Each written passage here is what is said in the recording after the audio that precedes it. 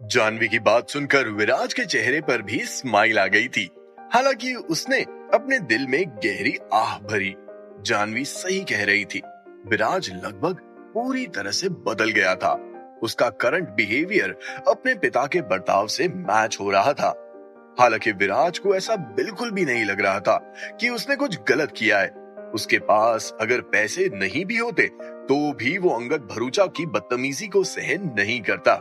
बात यहाँ पर पैसों की नहीं थी, बात यहाँ पर सिर्फ और सिर्फ जानवी की थी। लेकिन ये कहना गलत नहीं होगा कि विराज के बर्ताव के साथ साथ उसके ख्याल भी अब असल जिंदगी में बदलते जा रहे थे। हालांकि जब से शालिनी बीमार पड़ी तभी से विराज के ख्याल बदलने शुरू हो गए थे। अगर उस समय विराज के पास पैसे नहीं होते तो हॉस्पिटल वाले कब का शालिनी को हॉस्पिटल से बाहर निकाल चुके होते। मन के ख्यालात में पैसा नहीं था, लेकिन जिंदगी के सवालात में पैसा जरूरी था। जिस मोनिका को विराज ने 7 सालों तक प्यार किया, वो भी किसी और के साथ भाग गई थी। क्योंकि विराज के पास पैसे नहीं थे, इसीलिए उसे क्लास में सभी लोग बुली करते थे और नफरत भरी नजरों से देखते थे। विराज और उन लोगों का लेवल सेम नहीं था। विराज को दिखावा करने का शौक नहीं था और बाकी लोग अपने अमीर होने का बखान करते थे। विराज, जो असल में जिंदल परिवार का चिराग था, उत्तराधिकारी था, उसे अपना पेट पालने में कचरा उठाने जैसे काम करने पड़े, लेकिन उसे उस काम को करने में बिल्कुल भी शर्मिंदगी महसूस नहीं हुई थी। क्या अगर विराज जिंदल की जगह कोई और होता तो क्या वो ये काम कर पाता? विराज भाई, तू किस सोच में डूब गया है?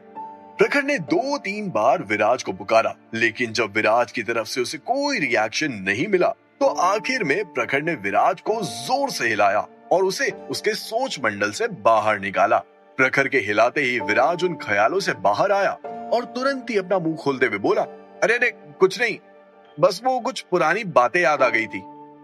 इसी के साथ जानवी ने विराज को संभाला और सभी ने एक साथ बैठकर कैफेटेरिया में ही लंच किया। जैसे ही विराज का लंच खत्म हुआ, वैसे ही विराज का फोन बजने लगा था। जब विराज ने देखा कि कॉल अंकल टोनी का है तो तुरंत ही विराज ने उनका कॉल उठा लिया था। विराज साहब, क्या आप आज रात को घर आ सकते हैं? फोन की दूसरी तरफ से टोनी अंकल ने विराज से प्लीड करते हुए कहा। जैसे ही विराज ने टोनी अंकल के मुंह से वो शब्द सुने, वो एकाएक सरप्राइज्ड रह गया था। अंकल टोनी, क्या हो गया? सब ठीक तो है ना? जी जी विराज साहब, सब ठीक है। बस शालिनी आपको बहुत मिस कर रही है। बहुत लंबा अरसा हो गया आप घर नहीं आए, तो मैंने सोचा कि आपसे एक बार पूछ लूं कि क्या आप आज रात को घर आ सकते हैं क्या? अंकल टोनी ने विराज से कहा। जैसे ही विराज ने अंकल टोनी के मुंह से वो बात सुनी, वैसे ही विराज एकदम साइलेंट हो गया और उसके दिल में गिल्ट की फीलिंग्स आने लगी थी। अंकल टोनी ने एकदम सही कहा, विराज लंबे समय से घर नहीं आया था। उमेश बेनीवाल के साथ हुए उस कांड में विराज काफी दिनों तक हॉस्पिटल में रहा। उसके बाद एमजीएफ मेट्रोपॉलिटन और फिर बर्लिन स्कूल ऑफ बिजनेस की पढ़ाई। इन्हीं सब चक्करों में विराज ऐसा उलझा कि वो अपने ही घर नहीं जा पाया था।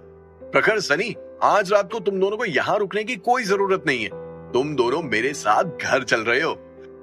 हम आज रात का डिनर शालिनी के साथ करेंगे। अंकल टोनी की बात सुनकर विराज ने तुरंत ही अपने दोनों भाइयों को आदेश दे दिया था।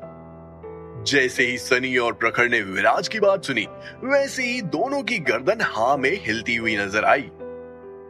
दोनों जानते थे कि विराज भी अपनी बहन शालिनी को बहुत याद करता है। आखिर वो उसकी सगी बहन जो थी, लेकिन हालातों के चलते वो उससे लंबे समय से मिल नहीं पाया था। सनी और प्रखर भी विराज की बात सुनकर काफी खुश नजर आ रहे थे। क्लासेस के खत्म होते ही विराज ने सनी और प्रखर को कॉल करके पार्किंग लॉट में बुला लिया था और सभी विराज की एसयूवी में बैठकर शालिनी के स्कूल की तरफ निकल पड़े थे। हालांकि शालिनी का स्कूल और बर्लिन स्कूल ऑफ बिजनेस में अच्छी खासी दूरी थी, लेकिन अच्छी बात यह थी कि आज मुंबई की सड़कों पर ट्रैफिक जाम नहीं था। आधे घंटे के अंदर ही विराज शालिनी के स्कूल पहुंच गया था।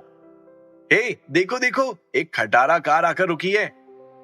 हाँ, मैं भी वही देख रहा हूँ। मुझे तो समझ नहीं आता कि अगर कोई बच्चा इस स्कूल में पढ़ रहा है तो वो ऐसी खटारा कार में कैसे जा सकता है। पता नहीं, मुझे तो ऐसा लगता है कि वो बच्चा काफी लकी होगा जिसे ऐसी कार में बैठने को मिलेगा।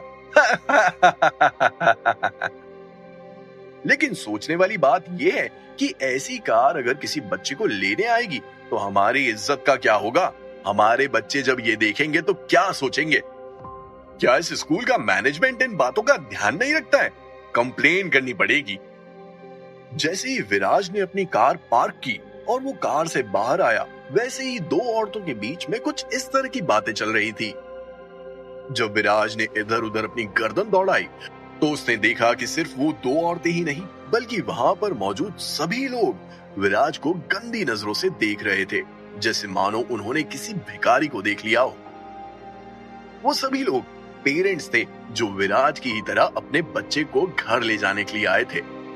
विराज को उन लोगों की बातों से कोई फर्क नहीं पड़ा। विराज जानवी के साथ सीढ़ी पर बैठ गया था और शालिनी के बाहर आने का इंतजार कर रहा था।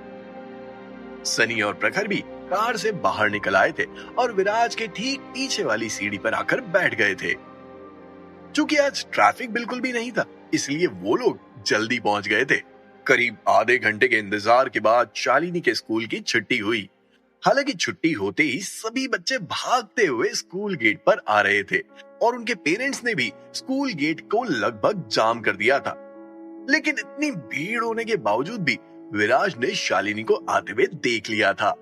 शालिनी मस्ती में चलते हुए स्कूल के गेट की तरफ आ रही थी, लेकिन एक पोजीशन में आकर शालिनी के कदम रुक गए थे। कभी राइट तो कभी लेफ्ट में अपनी गर्दन को घुमाते हुए शालिनी किसी को ढूंढने की कोशिश कर रही थी।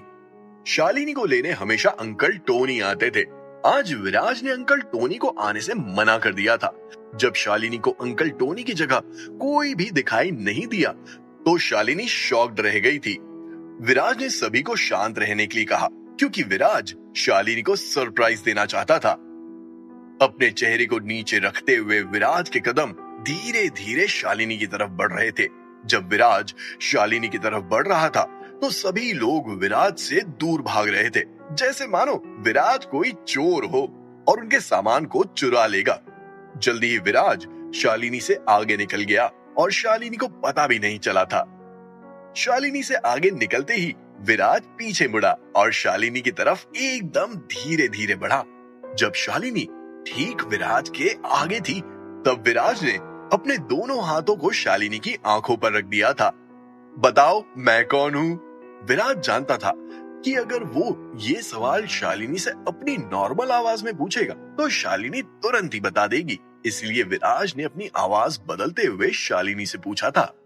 शालिनी ने एक्साइटेडली चिल्लाते हुए कहा, भैया आप यहाँ पर? जैसे ही शालिनी के मुंह से ये शब्द बाहर आए वैसे ही विराज के चेहरे पर भी स्माइल आ गई थी। विराज का ये सरप्राइज काम तो किया, लेकिन शालिनी का गेस भी एकदम सही निकला। इससे पता चलता है कि शालिनी अपने भाई विराज से कितनी अटैच्ड है। भले ही वो अपना रंग रूप या आवाज कुछ भी बदल ले, लेकिन शालिनी उसे पहचान ही लेगी। चलो शालिनी चलते हैं, आज तुम्हारा भाई तुम्हें लेने आया है। विराज की बात सुनकर शालिनी ने ओबीडियंटली अपनी गर्दन हिलाई और तुरंत ही विराज की कार में जाकर बैठ गई थी। जैसे ही प्रखर, सनी और जानवी कार में बैठे वैसे ही विराज ने कार स्टार्ट की और कार को गुलमोहर गार्डन की तरफ मोड़ दिया था। इस बार मुंबई की सड़क पर काफी लंबा जाम था। विराज की कार ट्रैफिक में फंसी हुई थी, लेकिन शालिनी के चेहरे पर कोई भी शिकन नहीं थी। शालिनी दूसरे बच्चों की तरह नहीं थी जो अपनी अनॉयंस को बाहर निकाले।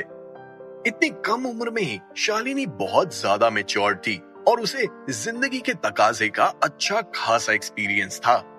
गुलमोहर गार्डन पहुंचते ही विराज ने इंटेंशनली जानवी को भी अपने विला में इनवाइट किया। हालांकि जानवी भी उसी लोकेलिटी में रहती थी, लेकिन उसका घर गुलमोहर गार्डन में नहीं था। जब जानवी ने मना किया तो विराज किसी बच्चे की तरह जिद करने लगा और जब वो बार बार जिद करने लगा तब जानवी को एक सस्पिशियस फीलिंग आने लगी। बर्लिन स्कूल ऑफ बिजनेस में जब विराज ने प्रखर और सनी से घर चलने के लिए कहा तब विराज ने जानवी को इनवाइट नहीं किया था। जब शालिनी को स्कूल से पिक किया तब भी विराज ने जानवी से इस बारे में कोई जिक्र नहीं किया। लेकिन जैसे ही वो लोग घर पहुंचे, विराज ने जानवी से कहा, जानवी तुम्हें पता है हमें शालिनी के साथ डिनर करते हुए काफी समय हो गया है। देखो यार, हम लोग तो नॉर्मल डिशेस बना सकते हैं, खिचड़ी, मैगी, चाय, कॉफी, लेकिन ये सब थोड़ी ना अभी हम शालिनी के साथ खाएंगे। हम चाहते हैं कि आज तुम्हारे हाथ का कुछ खाएं, स्पेशल बोले तो मुंबई की पाव भाजी। जैसे ही प्रखर और सनी ने विराज की बात सुनी, वैसे ही उन दोनों ने अपना सर हिला दिया था। वैसे विराज को खाना बनाना आता था, वो अलग बात है कि सनी और प्रखर को कुछ नहीं आता था। लेकिन विराज चाहता था कि जानवी को किसी भी बहाने से रोका जाए, तो ये बहाना तो एकदम परफेक्ट था। जब भी किसी लड़की के हाथ के खाने की इच्छा जताओ या फिर उस लड़की के हाथ के खाने की तारीफ करो, तो वो लड़की खुद ब खुद ही रुक जाती है। ऐसा ही कुछ जानवी के साथ भी हुआ। विराज की बात सुनकर जानवी के चेहरे पर स्माइल आ गई थी और वो सस्पिशियस फीलिंग अब गायब हो गई थी। जानवी विराज की बात मान गई थी। वैसे भी जानवी को दूसरों के लिए खाना बनाना बहुत अच्छा लगता था। भले ही जानवी एक अमीर खानदान से थी, जिसके घर में नौकरों की कोई कमी नहीं थी। उसके माता पिता ने जानवी को कभी किचन में कदम भी नहीं रखने दिए थे, लेकिन उसके बाद भी जानवी की कुकिंग स्किल्स बड़ी कमाल की थी। ये कहना गलत नहीं होगा कि जानवी के हाथ में ऐसा जादू था कि वो खाने के जरिए विराज जैसे अमीर लड़के को कभी भी फंसा सकती थी। करीब 1.5 से 2 घंटे के बाद जानवी ने डाइनिंग टेबल को तरह तरह की डिशेस से सजा दिया था। एक सूप था, 2 स्टार्टर थे, 2 मेन कोर्स और एक डेजर्ट। वाह, क्या शानदार इंतजाम किए थे जानवी ने। जैसे ही सभी की नजर इतनी सारी डिशेस पर गई, वैसे ही सभी के पेट में चूहे कूदने लगे थे। शालिनी, आज मेरे हाथ का खाना खाओ और बताओ कि तुम्हें कैसा लगा। मेरी कुकिंग लेगेसी को तुम भी एंजॉय करो। ये बोलते हुए जानवी ने शालिनी की प्लेट में चिकन टिक्का रख दिया था। जैसे ही शालिनी ने चिकन टिक्का का स्वाद चखा, वैसे ही उसके एक्सप्रेशंस देखने लायक थे। जानवी दीदी, कितना अच्छा खाना बनाया है आपने। आपकी कुकिंग स्किल्स कमाल की हैं। ये खाना तो भैया के खाने से 1000 टाइम्स बेटर है। जैसे ही विराज ने शालिनी के मुंह से वो शब्द सुने, वैसे ही विराज अचानक से खांसने लगा था और उसके चेहरे पर भी ऑकवर्ड वाली स्माइल आ गई थी। जानवी ने विराज को नजरअंदाज किया और शालिनी की प्लेट में दूसरी डिश को सर्व करते हुए बोली, शालिनी, अगर तुम्हें मेरे हाथ का खाना पसंद आया है तो मैं तुम्हारे लिए रोज ऐसा खाना बना सकती हूँ, अगर तुम्हारे भैया चाहें तो। जानवी की बात सुनकर शालिनी ने तुरंत ही अपना सर हिलाया। उसके बाद शालिनी ने विराज को देखते हुए कहा, भैया, जानवी दीदी को अपने घर ले आओ ना, वो बहुत अच्छी है। जैसे ही शालिनी के मुंह से ये शब्द बाहर आए, वैसे ही डाइनिंग टेबल पर एक पल के लिए खामोशी छा गई थी।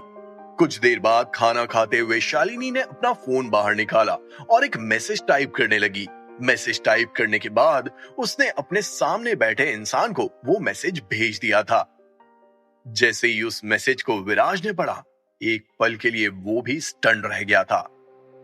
आखिर क्या था शालिनी का मैसेज? क्या शालिनी के कहने पर जानवी विराज के साथ रहने आ जाएगी? क्या जानवी विराज के बारे में अपने परिवार वालों को बताएगी? जानवी के परिवार वालों का कैसा रिएक्शन होगा? क्या विराज और जानवी की शादी होगी या फिर जल्दी उन दोनों का प्यार एक दूसरे से अलग होने वाला था? जानने के लिए सुनिए cash on my mind, only on pocket FM।